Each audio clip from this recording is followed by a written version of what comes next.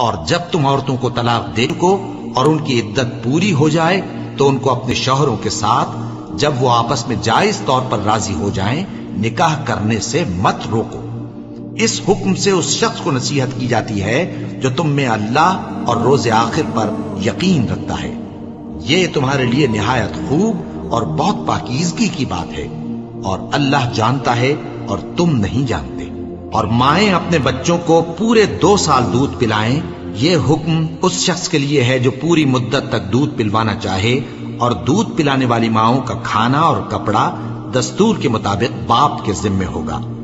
کسی شخص کو اس کی طاقت سے زیادہ تکلیف نہیں دی جاتی، تو یاد رکھو کہ نہ تو ماں کو اس کے بچے کے سبب نقصان پہنچایا جائے اور نہ باپ کو اس کی اولاد کی وجہ سے نقصان پہنچایا جائے، اور اسی طرح نان و نفقہ بچے کے وارث کے ذمے ہے۔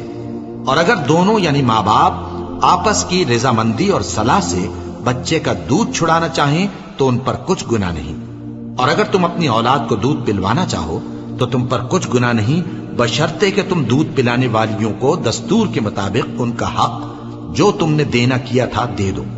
اور اللہ سے ڈرتے رہو اور جان رکھو کہ جو کچھ تم کرتے ہو اللہ اس کو دیکھ رہا ہے۔ اور جو لوگ تم میں سے مر جائیں اور عورتیں چھوڑ جائیں تو وہ عورتیں 4 مہینے اور 10 دن اپنے آپ کو روکے رہیں، اور جب یہ عدت پوری کر چکیں اور اپنے حق میں پسندیدہ کام یعنی نکاح کر لیں تو تم پر کچھ گناہ نہیں، اور اللہ تمہارے سب کاموں سے واقف ہے۔ اگر تم اشارے کنائے میں عورتوں کو نکاح کا پیغام بھیجو یا نکاح کی خواہش کو اپنے دلوں میں مخفی رکھو تو تم پر کچھ گناہ نہیں۔ اللہ کو معلوم ہے کہ تم ان سے نکاح کا ذکر کرو گے، مگر ایام عدت میں اس کے سوا کے دستور کے مطابق کوئی بات کہہ دو، پوشیدہ طور پر ان سے قول و قرار نہ کرنا، اور جب تک عدت پوری نہ ہو لے نکاح کا پختہ ارادہ نہ کرنا۔ اور جان رکھو کہ جو کچھ تمہارے دلوں میں ہے اللہ کو سب معلوم ہے، تو اس سے ڈرتے رہو اور جان رکھو کہ اللہ بخشنے والا ہے، حلم والا ہے۔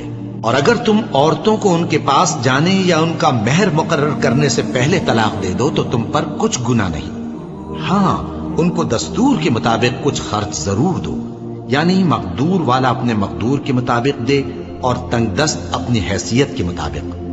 نیک لوگوں پر یہ ایک طرح کا حق ہے۔ اور اگر تم عورتوں کو ان کے پاس جانے سے پہلے طلاق دے دو لیکن مہر مقرر کر چکے ہو تو آدھا مہر دینا ہوگا۔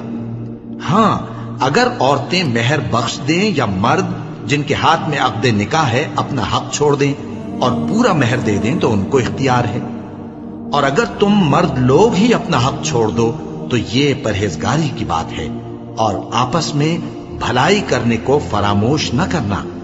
کچھ شک نہیں کہ اللہ تمہارے سب کاموں کو دیکھ رہا ہے۔